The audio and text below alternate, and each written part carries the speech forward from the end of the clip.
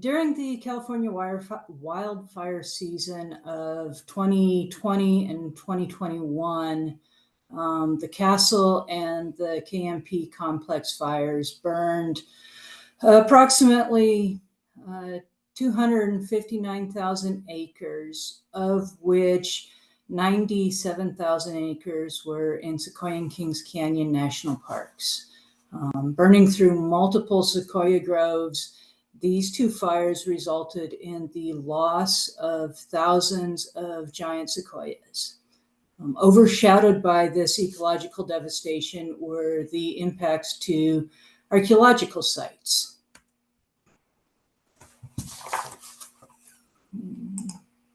Hang on. There we go.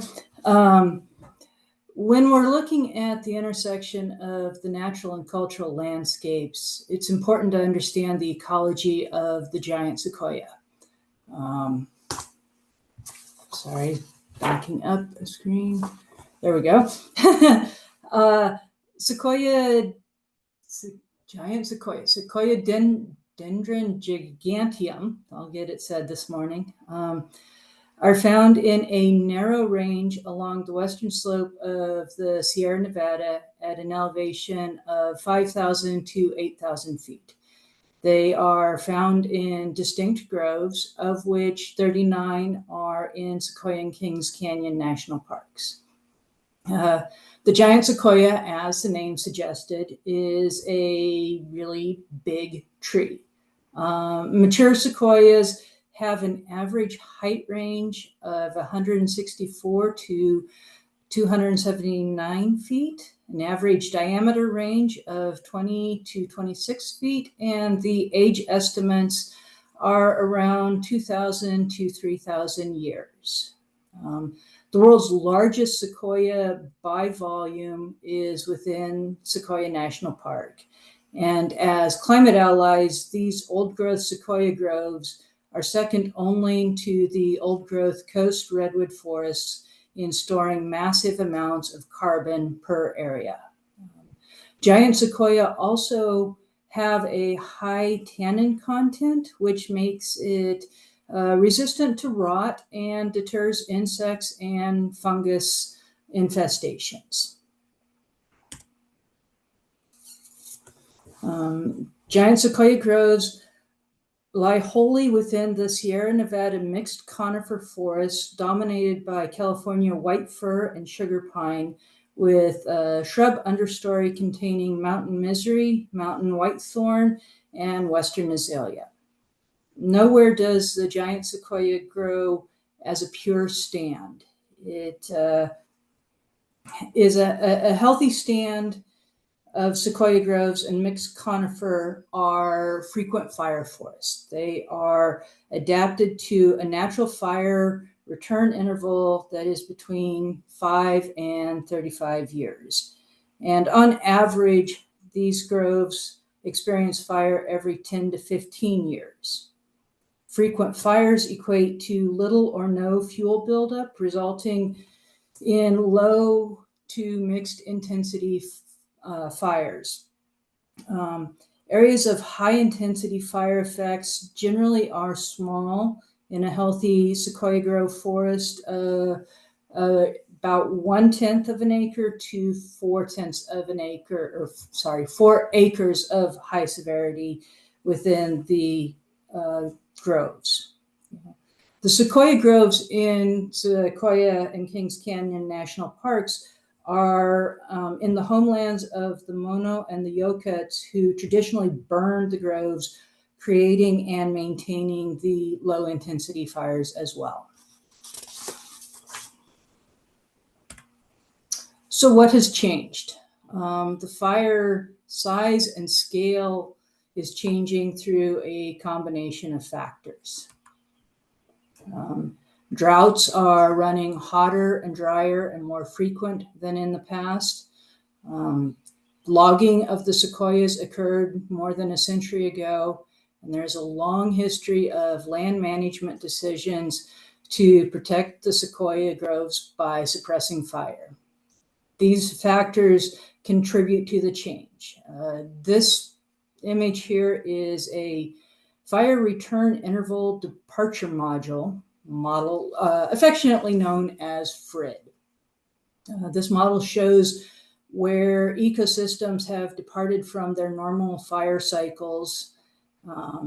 And you can see that the red areas are at an extreme change, and the blue areas you see are areas that experience a normal fire cycle.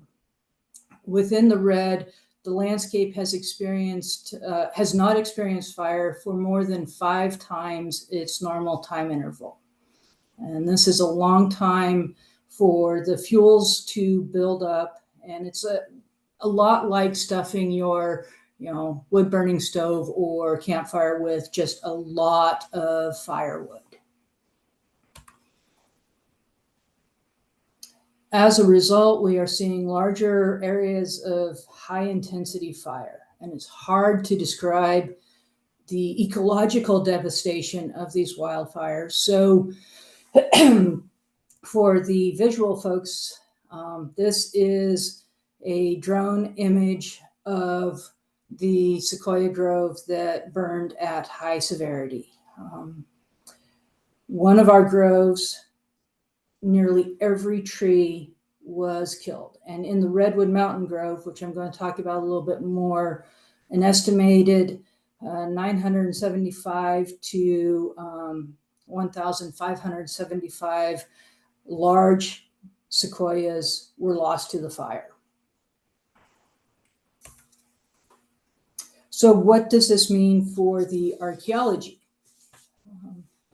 Fire is a natural part of the landscape, and as much of the literature addressing fire effects on archaeology has considered much of the impacts as negligible.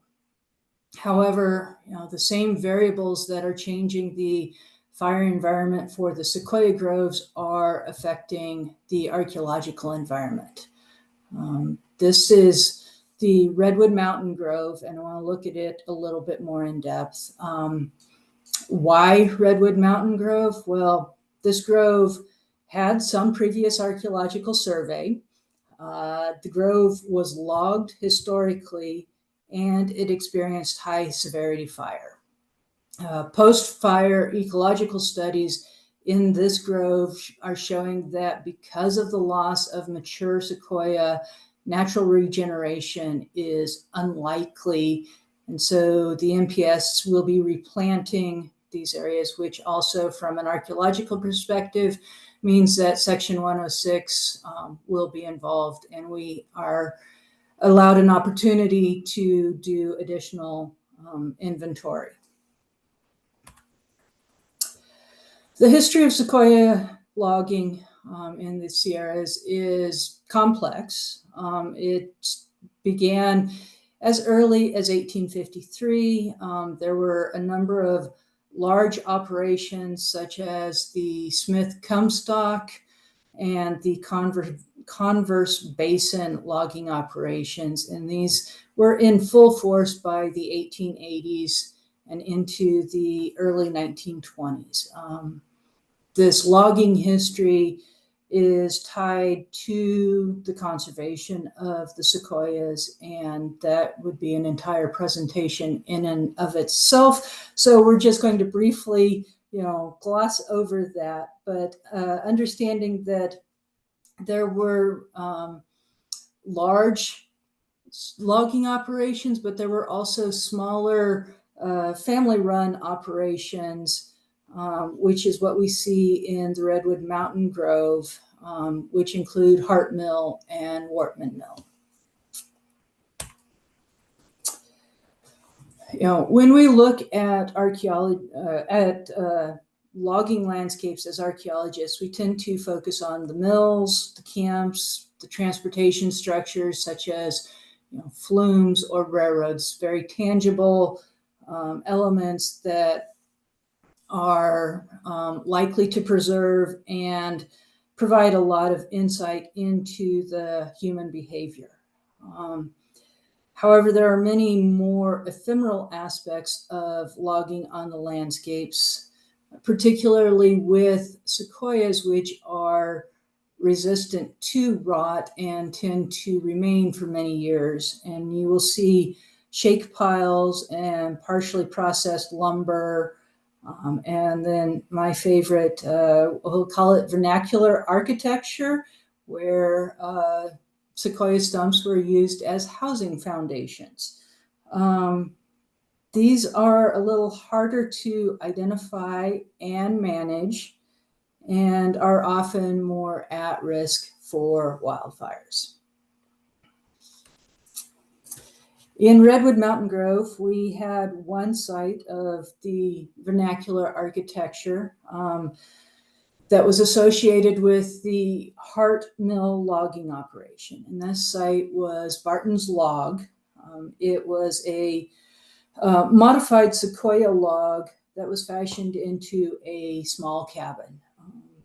The recording of this indicated that the hollowed log featured a fireplace at one end, elevated construction at the other. There were walls attached, and evidence of windows and a door frame at one time.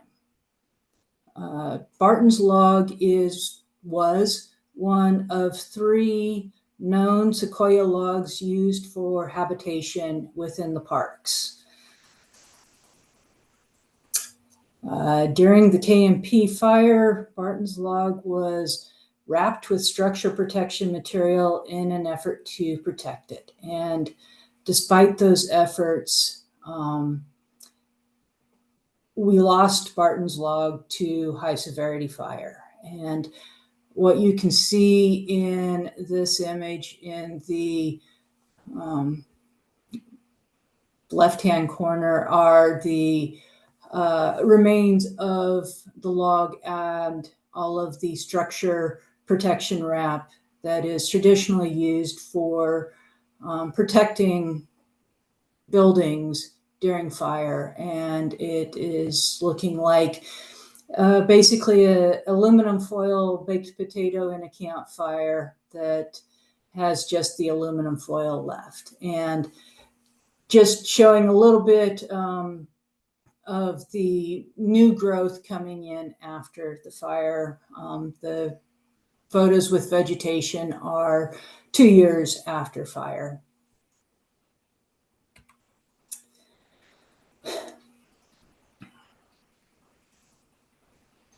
Barton's Log is one example of what was lost. There is a challenge in evaluating the overall extent of these fire impacts.